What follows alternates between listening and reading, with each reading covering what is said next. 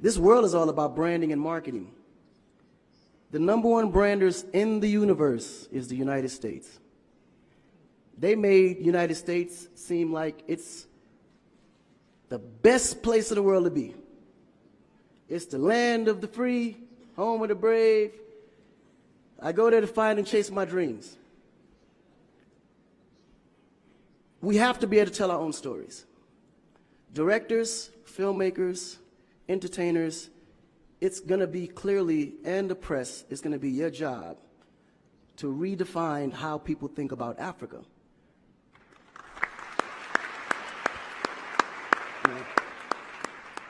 Because you're here, you see what's going on. You clearly can see in a vivid picture the good, the bad, and the ugly. What you choose to put out there is what the world is going to get. Because I can tell you right now, in Chicago alone, there's more people dying in Chicago than there was in the war in Iraq. But you would never see that. There's a lot of things that's happening in the U.S. that you would never see because they choose to show you what they want you to see for, you know? It's about country integrity. You have a certain reputation you have to keep. No one puts their family business out into the street. One of the problems we have in Africa is that when something happens, the press is quick to put out negative energy and quick to put out a negative story. And then that story goes on to internet, and other broadcasting systems take it and they post it. So when you look at places like Kenya, for instance, that I know of, maybe what, 2 terrorist attacks? But it was everywhere. So now people was afraid to go to Kenya because somebody shot up the mall. But then when you look online, there was over 25,000 attacks in the U.S., but you only knew about maybe 5 or 6. So we have to really rebrand. And then when you look at how the world perceives Africa, they're right. You know, you see zebras, lions, tigers, bears. Oh my. You get to the point where you think Africa's just a big jungle. The images that they're showing of Africa is historical images. This is way before civilization. This is when they were still, you know, battling with spears, like times of Shaka Zulu. No, I'm serious. But then when you look at the U.S., they're showing Superman, Batman, you know? Where is our Superman? Where is our, like, Shaka Zulu should be a superhero today. Really. So we have to tell our own stories. I mean, even Jesus is white.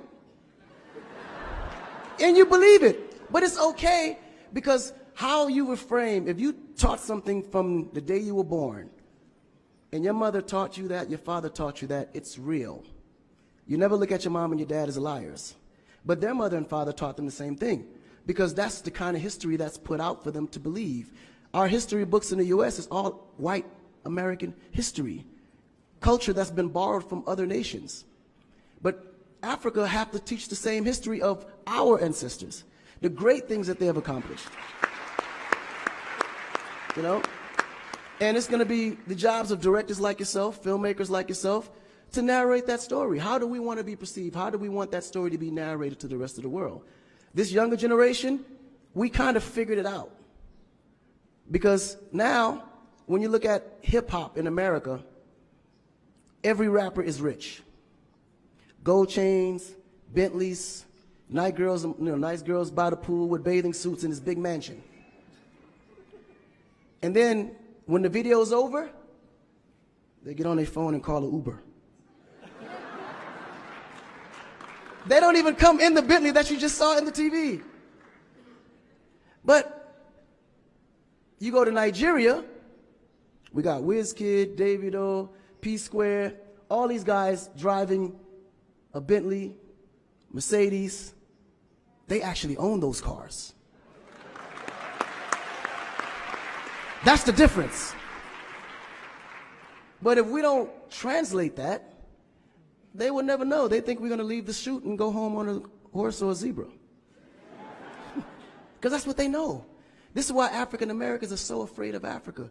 You mention Africa, they start shaking. There's so much fear. They don't know how to translate that. It was just recent that people are now saying, yeah, man, you know what? I rock with Africans, man. You know what I'm saying? I want to do some collaborations, man. Yo, man, I need an Afrobeat remix, you know what I'm saying? But before, they'd be like, man, I don't know that dude. I'm not putting him on my record.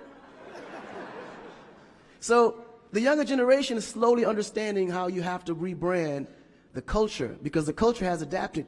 They've actually took everything that we've created and made it look better.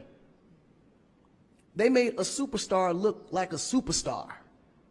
When I look on TV and I see our biggest entertainers, they don't look like stars. That's why you can't really respect the entertainer. If a politician saw a singer, he'd just be like, oh, he's just a local singer.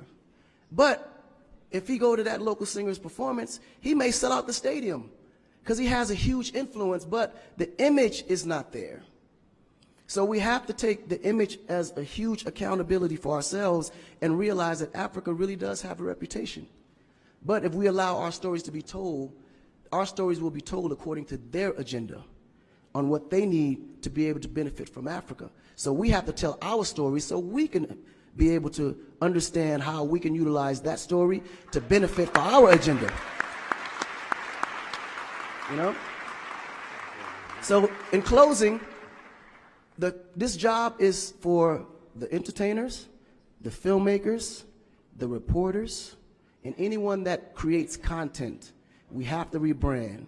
And we have to rebrand it in the way that we see it and tell the story to where they can understand it, feel comfortable, and want to come here and invest. Right? To add to what Akon